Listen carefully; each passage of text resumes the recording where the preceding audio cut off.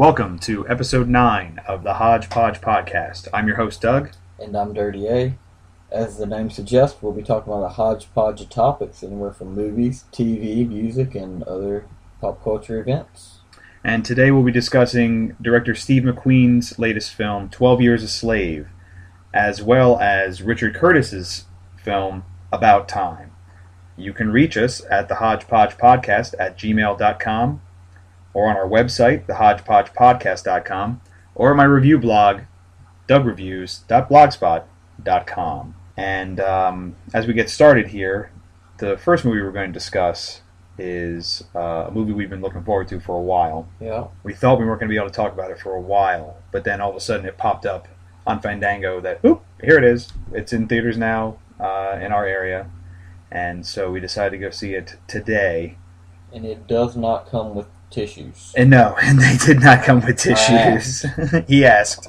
That movie is, of course, director Steve McQueen's 12 Years a Slave.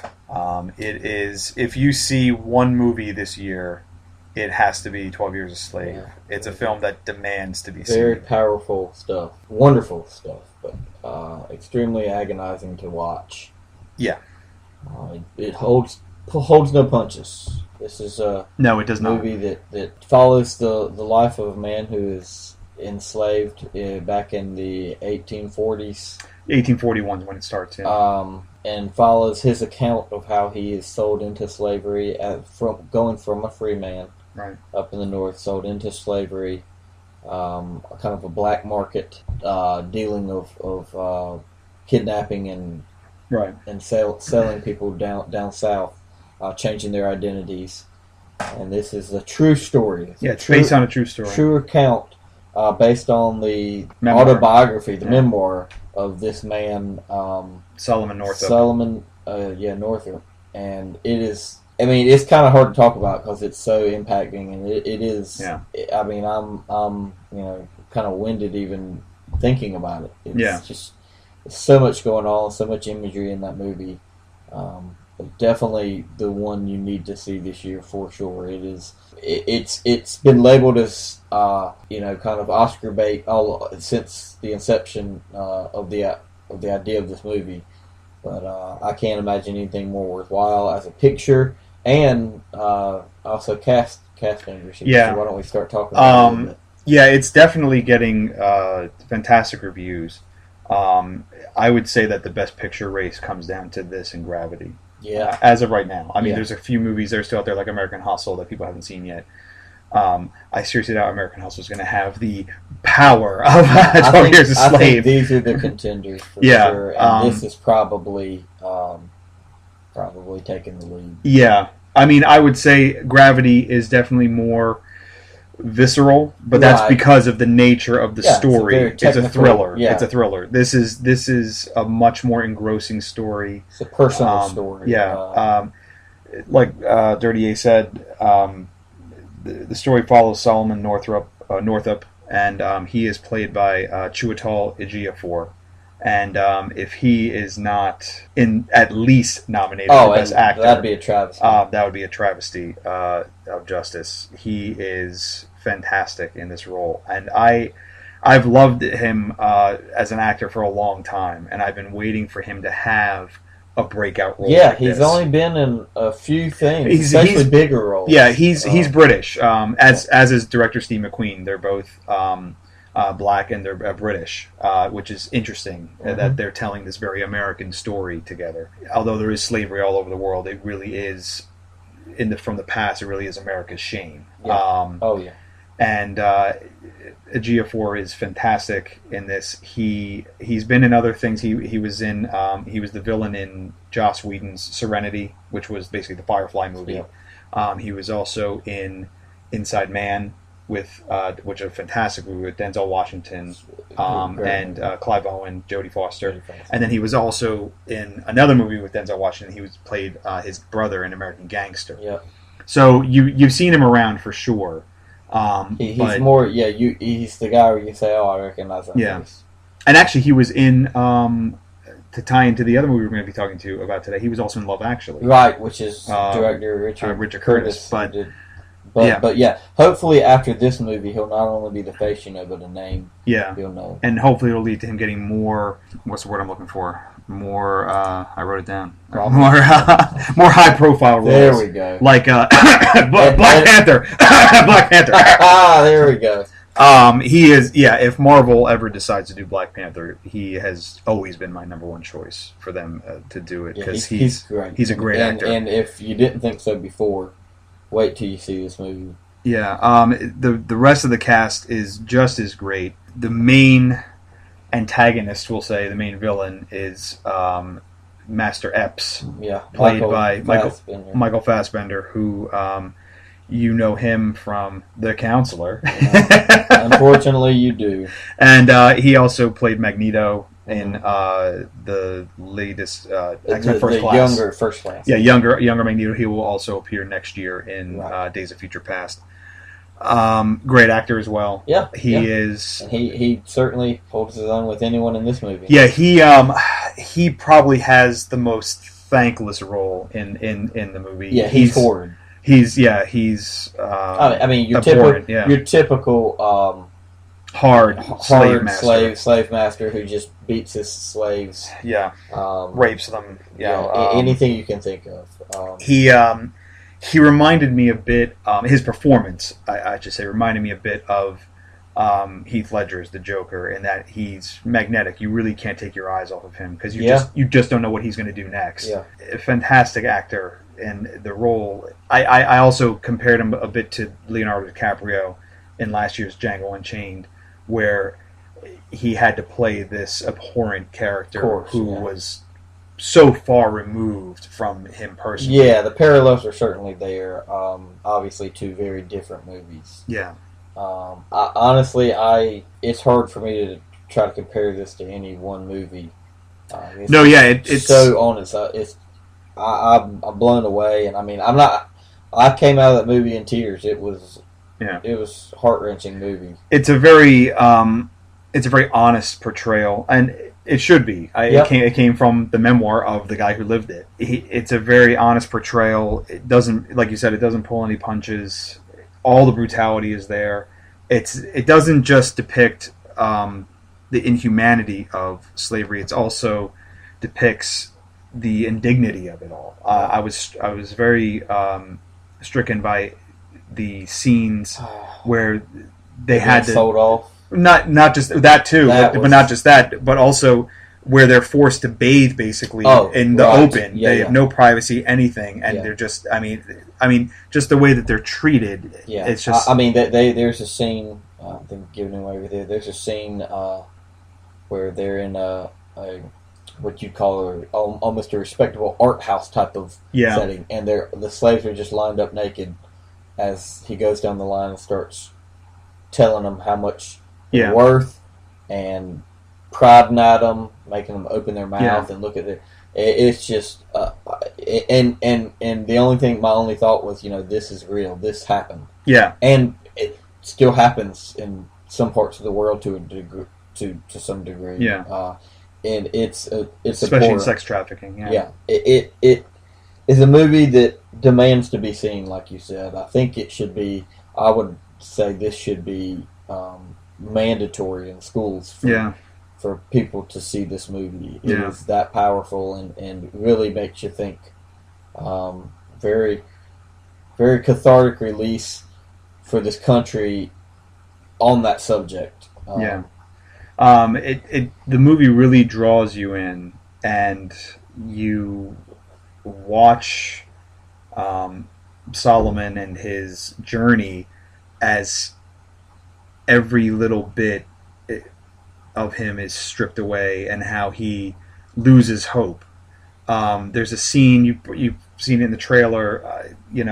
There's a scene where the slaves are singing, and he doesn't sing at first, and then he does, and it looks like, and that what that represents in the movie is that's the moment that he's finally given up hope. He's going to get him up. He has engrossed himself in the slave culture. He is now considers himself full on a slave because he was a freeman before and he had a family and that he always saw himself.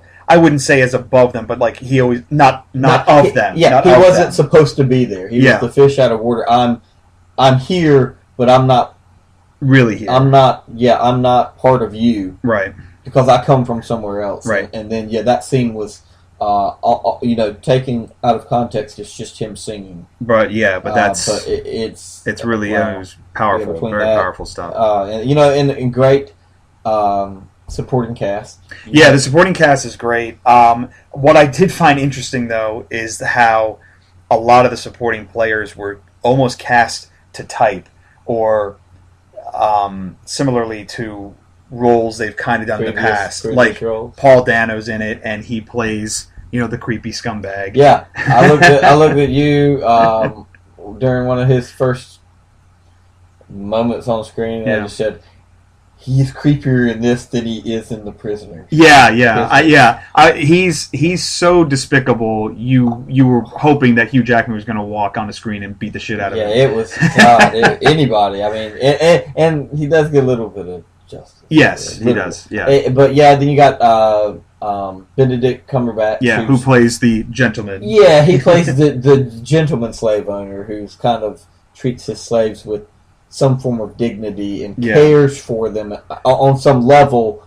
But he's the only one on his plantation that does. That does, right. Because his wife wants nothing to do with it. And regardless, he's still a slave owner. Exactly. No matter how good a guy he appears to be, that's still the point. And one of the slaves, Eliza, she does make that point literally to points it out. Yeah. It's actually pointed out, but it's you got to understand that was the culture in the South during this time, right? It was the abnormality would be if you didn't own slaves. Right. Sad to say. So you had him, Paul Giamatti. Yeah, he was the plays trafficker, if you will. Yeah, he was the slave dealer, and I pointed out to you earlier that that's the exact same role he played in Tim Burton's Planet of the Apes. Absolutely. And he did a great job. Everybody. Yeah, he was great, but he's not in it very long. Very supporting actor who's in it the longest is Fassbender. He has the most interaction with Solomon. If you want to consider him supporting, because he is pretty much in it for the long haul. Yeah. You also had Sarah Paulson. Right. She plays Michael Fassbender's wife, and at times she is even worse than he is. She's very jealous. Yeah. She's jealous of wife. Yeah, of one of the slaves named Patsy. She's played by I'm going to mess up her name, but it's Lupita Nyong'o. Brilliant and she's fantastic. She plays Patsy, and it's clear that Epps. Yeah, if you don't cry for her, then you have no soul.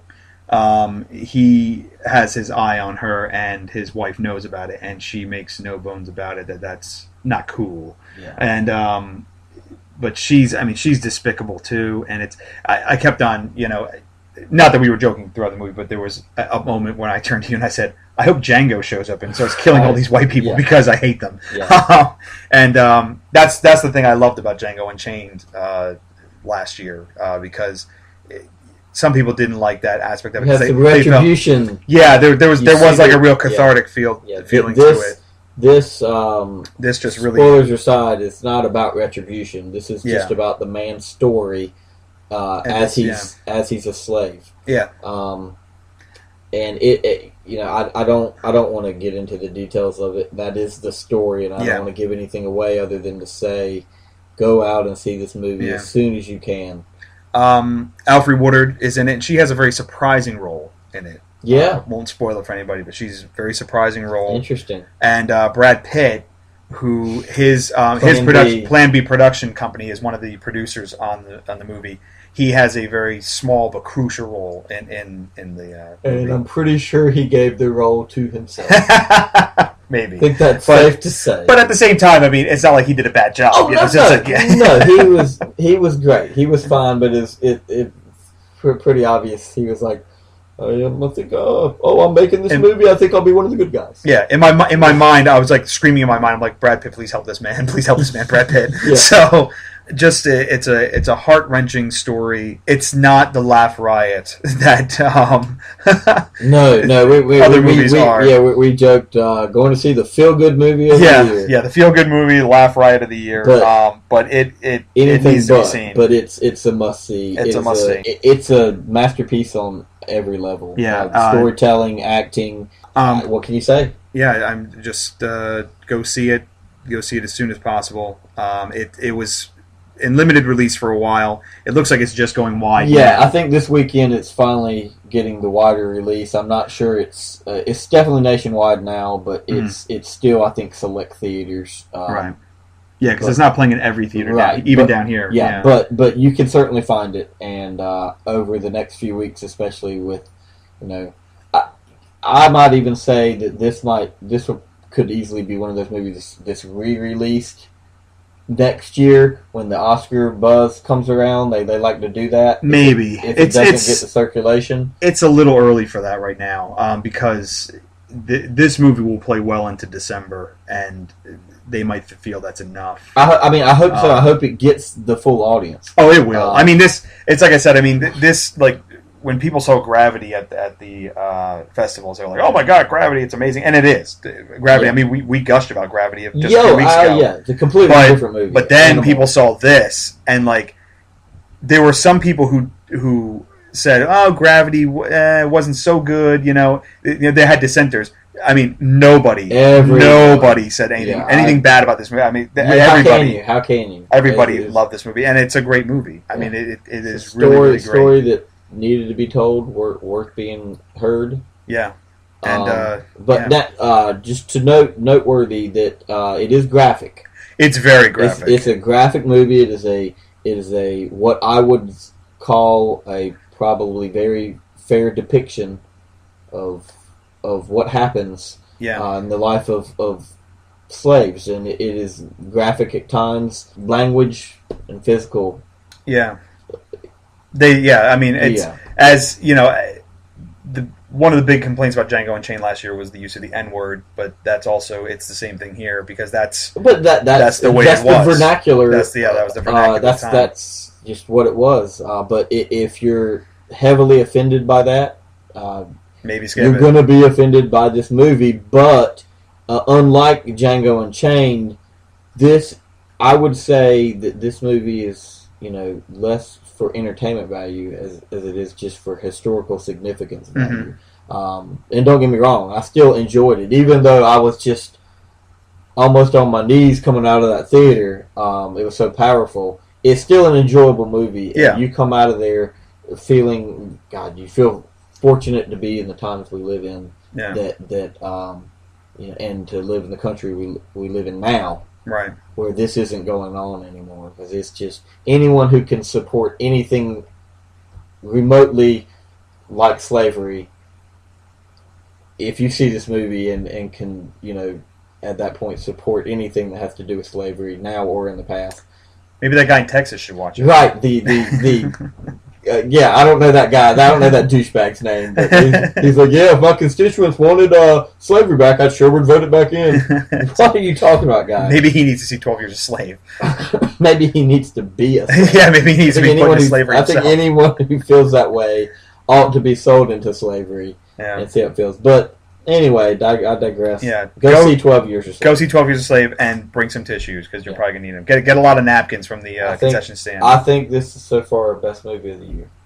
Yeah, I'd agree with that. It's so powerful. I'd agree with that. I really, as I was watching it, I was enjoying it, but there was a point where it turned for me, and I was just my heart was breaking for him because it's just and it's probably right around the time that he breaks himself, and then because you just follow him right on that journey, and it just you get sick to your stomach at times in this movie. But it's a story that you need to see, folks. Go see 12 Years a Slave. So let's change gears a little bit. Yeah, let's get a little happier because I'm feeling a little Debbie Downer. Yeah, we walked out of 12 Years a Slave and immediately went to go get ice cream because we needed to pick me up.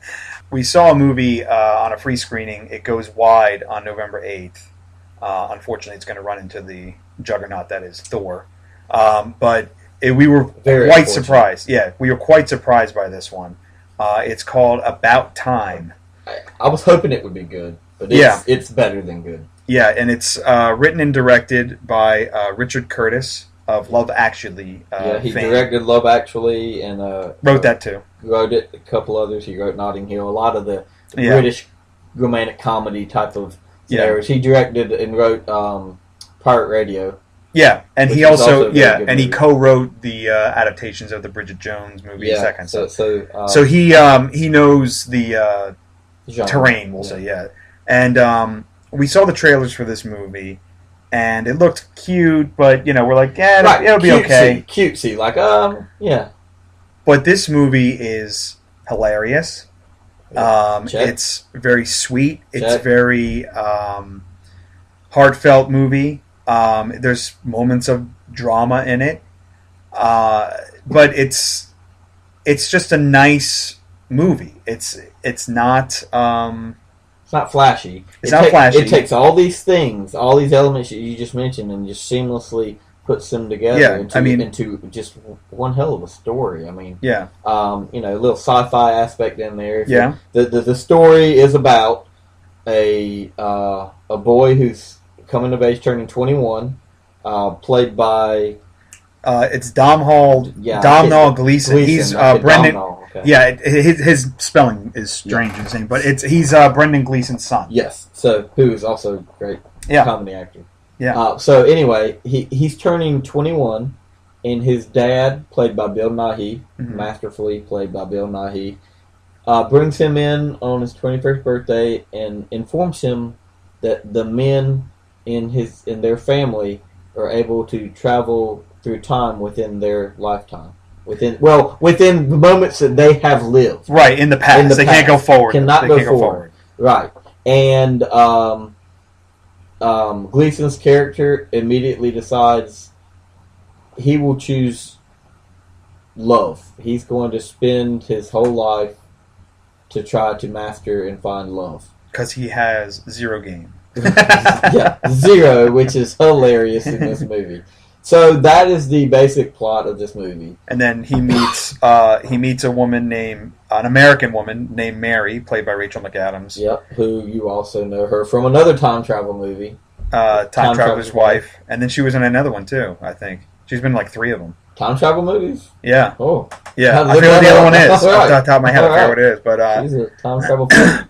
But he's instantly smitten with her, and he then uses his time travel powers to properly woo her. And the majority of the conflict, though, the trailer makes you think that it's just all about That's them. what I like best about this. But it's really as much about him and his family, and more so his father than anything else. Yeah, this is not your typical love story about a man and a woman falling in love. This is a love story about family, a love story about life in general. This is a love story about one finding his love for life, and the little moments in life. And the best moments about this movie are with Gleeson and Nighy, the father and son dynamic here. That to me, that's what this movie was really about. Right. And I was blown away, probably more so because the trailers lead you to believe it's something it's not.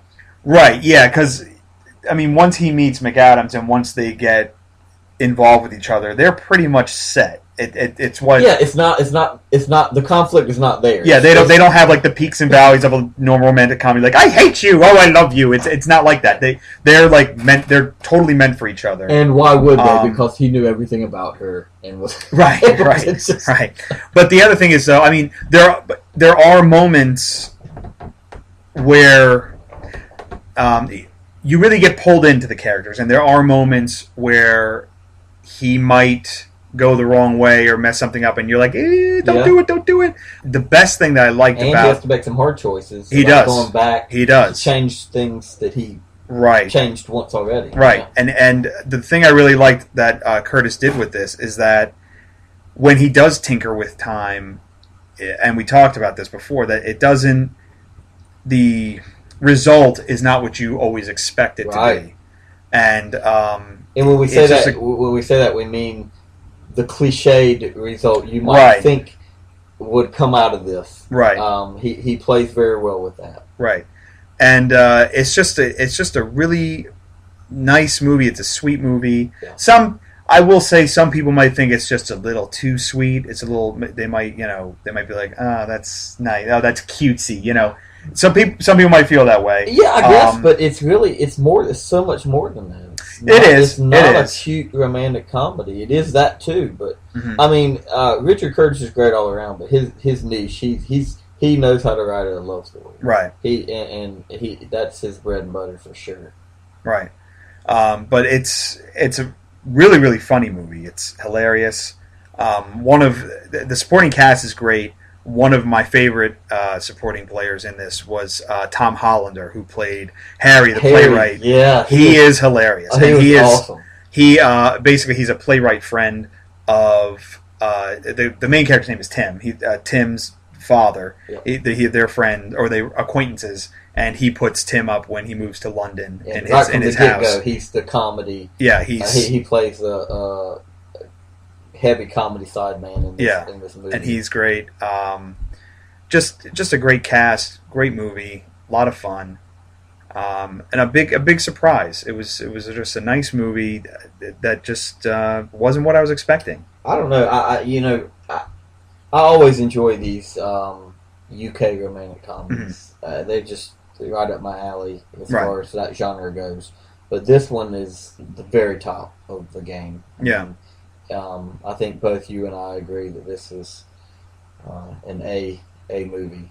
Yeah, I gave it an A-. Yeah. I mean, I will say that the rules that they set up for the time traveling are set up pretty quickly in the beginning, but they are a little murky at times. Yeah, I mean, if they bend the rules without completely breaking them. So if you want to go pick it apart, right, as with any time travel type of movie, yeah. you certainly can. It is not flawless from plot holes, but man, you get so engrossed in the story and these, you do. Like you said, these characters' lives, and it's just great, heartwarming. And the thing for me is just like the characters are just so likable. Like I liked Tim, right. I liked him a lot, and I knew I'd seen him before. And when I was researching what he had done in the past, he was actually in the last 2 Harry Potter movies. He was the oldest. Oh, is that right? Yeah, he was the oldest Weasley brother. Okay, all right. So yeah. I knew I'd seen him before. I'm like, where have I seen that guy before? I'm proud to say I have not seen him. I know you haven't, because we've discussed that as well at length.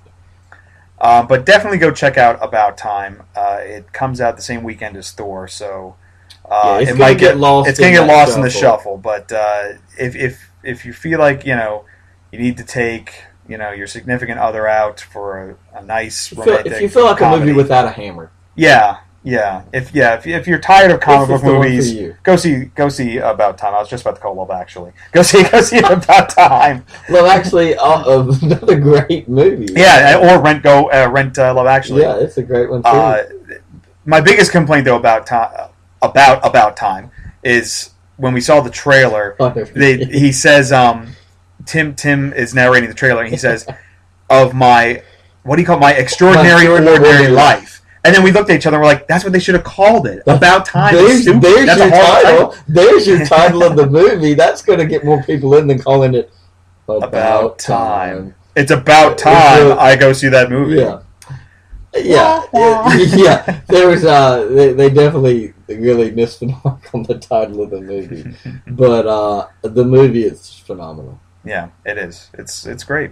And we mentioned British comedies. One of my favorite British comedies is Death at a Funeral. It's a classic, yeah. And I'm talking about the original Death at a Funeral. Oh, well, then never mind. Not the remake that was done by Chris Rock and Martin Lawrence, which I saw both of them. I actually eventually saw the second one, and the second one just didn't do it for me. It was the same movie, yet completely different, and it lost all the air that was in the first one, all the original comedy and that you laugh at, and the second one it was played out. It was not funny. The remake was too over the top for me. Yeah.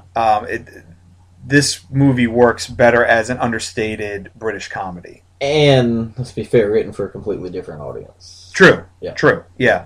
But I mean, even like Peter Dinklage, who played the same role in both movies, I guess because they couldn't find any other little people to act in the Right. he's the only one. He's the only one He's the only talent, one I in the guess. Screen Actors Guild, apparently. Yeah. Or was Warwick Davis? I'm sure he was waiting for a phone call. Life's too short for that But guy. but the film basically the basic story takes place during one day. It's at a funeral. And Daniel, who's played by Matthew McFadden, his father has passed away, and they're having the funeral. And the whole family is coming there. Family and friends are coming to his house. And it's just one misunderstanding after another. So, he's trying to kind of get some stuff aired, get some secrets out, and he's trying to give his father a dignified send off, and things happen that his successful novelist brother shows up, so there's animosity there. His cousin shows up who makes drugs, and I think he's a pharmacist, but he also he makes illegal drugs on the side. And that's right. Is she his sister? His sister who's dating Alan Tudyk? I can't remember if it's his sister, but basically it is. So it's just these characters all coming together. It's the funeral is obviously the runway for all these characters to come collide again in their lives and in each other's lives again, and Alan Tudyk gets into the bad drugs, and he starts tripping, and he's trying to make a good impression on his hopefully future. Hijinks and awkward situations ensue. Yes, in classic British style. Yeah.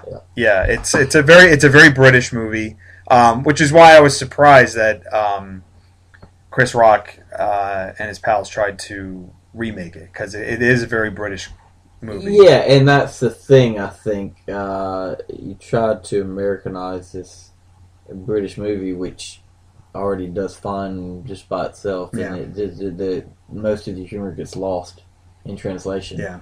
But what a great movie! If you haven't seen that yet, about 2007, I think. That's a great one. It's directed by Frank Oz. Yeah, of Miss Piggy and Yoda fame. That's right, Yoda. He directed Dirty Rotten Scoundrels, and at least another big. Oh, What About Bob? Another one of my favorite comedies. But he's got a lot under his belt. Yeah, as far as Hollywood goes. And as we mentioned, Peter Dinklage from Game of Thrones is in it, and he plays a surprising role. And he's hilarious. He's really great in the movie. He's great in everything. But he is, and it's a great movie. Really, really funny. I had several moments where tears. I had to pause. I had to pause, and then tears are streaming down my face. Laugh out loud doesn't quite cover it here. Yeah, it's just a great movie, and definitely check that out on DVD. Or Blu-ray, whatever you want to call it. You're feeling like you need a laugh about a movie at a funeral. I think Death at a Funeral serves that purpose well. And make sure to get the British version. yeah. Don't mistakenly get the 2010 Chris Rock version. Yeah. You'll be disappointed, and then you'll curse us. Yes, and we don't need that happening. Yeah. So that will do it. After our initially somber, but then ending on a very happy note. Thankfully, yes. Of episode 9 of the Hodgepodge Podcast. Definitely drop whatever you're doing and go see 12 Years a Slave. Absolutely. If it's in your area right now. It is an amazing achievement.